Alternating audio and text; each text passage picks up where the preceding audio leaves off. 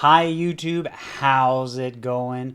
I wanted to talk to you guys today about 2024. I know we are a little bit into the year already, but I figured it's still a great time to talk about some great things that I think we have to look forward to this year. As some of you may know or may be feeling, 2023 wasn't as big of a year as some of the years before. And so I think there was a lot more doomerism in Melee at the end of last year and by the end of it. So I wanted to take this opportunity as we are looking forward to the new year to talk about things that are coming up, things to be excited about, things to look forward to, storylines, all that kind of stuff. So let's stop messing around. Let's talk about some of it, all right? The number one thing I think, what is most interesting to people is going to be the Zane Cody number one battle. I mean, last year, Zane and Cody were so close for number one that they could just have a best of 10 or first of 10 or whatever it was. They could have a Ludwig setup exhibition to decide who got number one because it was that close. Now, we don't often have such a close race for number one in the community, and I would suspect that that's projected to continue with Zane and Cody both just continuing to play each other, innovate, evolve, all that good stuff. So I think that's going to continue. Maybe someone else gets involved. Maybe J-Mook shakes things up more as well. Leffen, others, you never know, right? But right now, I think that is something exciting to look forward to, how that story with those two in particular evolves. And I wanted to switch a little bit for the next point, which I actually think could be the biggest point, possibly even bigger than the Zane Cody point, which is about TOs, tournaments. I think a big part of why 2023 wasn't as exciting is there were less big events, there were less total events, less majors, less exciting things happening throughout the year, which kind of let things deflate more, which lowered expectations, reduced enthusiasm, that kind of stuff. And so I think, with Egg Dog having their own events now and sponsoring even more players to go out to events, they're helping keeping our narratives alive. They're helping injecting life in the community. And I think that's really cool that they're taking another step this year. But it's not just them. I think there are other tournaments doing the same. Tipped Off is going to be expanding more on their own front. I've talked to their TO a lot about this, and I learned a lot of really cool things in my discussion with them about that, actually. I learned that TOs are actually pretty optimistic for this year, which was surprising to me given how Nintendo guidelines just came out just a few months ago. There's not a real big concern about that. TOs have switched their strategy not only away from in ways that work with Nintendo, but also in ways that don't rely on big esports. They don't need the Papa John's deals. They don't need to collectively bargain necessarily with like Coca-Cola or whoever. They're finding their own ways, their own unique strategies to grow, maybe partner with local businesses, and thrive and become profitable even despite the new challenges. And I think that's a really cool thing that Melee has that maybe some of the League of Legends or Dotas might not. Melee has that still grassroots flexibility. And talking to a TO that had this optimism was really refreshing to me, and especially because I felt like so much enthusiasm in 2022 in Melee came from TOs having those Papa John's deals and having so much more unity and finding their way forward. I think TOs are able to push the scene forward in so much of a great way, but we don't often notice it because TOs do so much outside of the public eye in a lot of the ways. So for TOs to be enthusiastic and to say that they have a lot of things cooking, I think is really exciting for us. And while I don't know all of the things, I think the fact that they feel good about this year is a really good sign to me, because I often find that TO health is or optimism is a little bit ahead of what the general community is going to feel or experience. So I think that's really cool, and I think that's probably my number one if I could pick one thing for this year. But I think there are more things we can talk about. There's another good storyline, another player storyline that we have cooking, which is Moki. He's on the hunt for the major win, and he's only getting better and better against his tough matchups, Zane, Mango, and so on.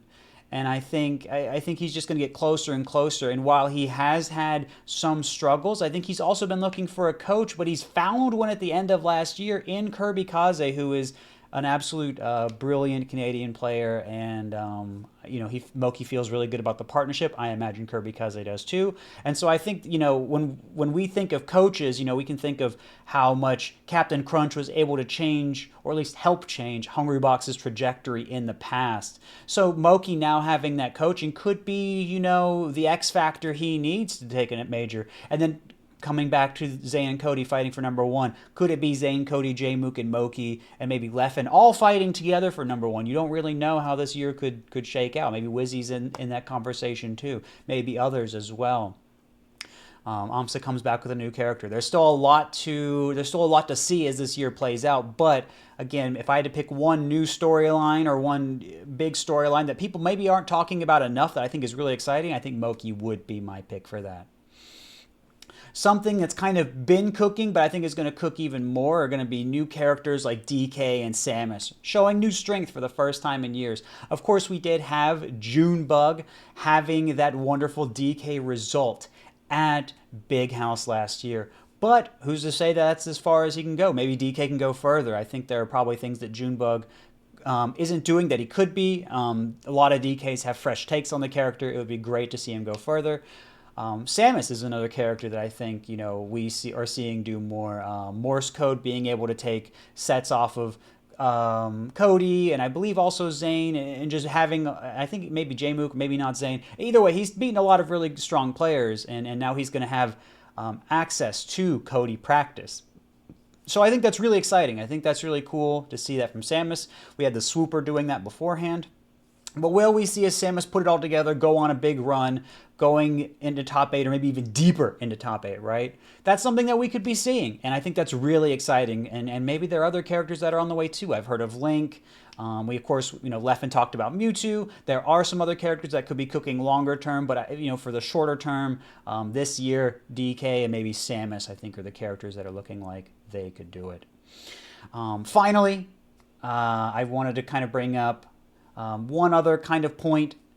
I think there are a lot of new regions, a lot of new talent from new places. And of course, I am talking about states like Minnesota, which have been gradually growing over the years. But I also want to talk about France really quickly, because there are the French sisters, I4 and Fek, who took J-Mook and Cody to last game, and were able to double eliminate Aklo and Foxy Grandpa.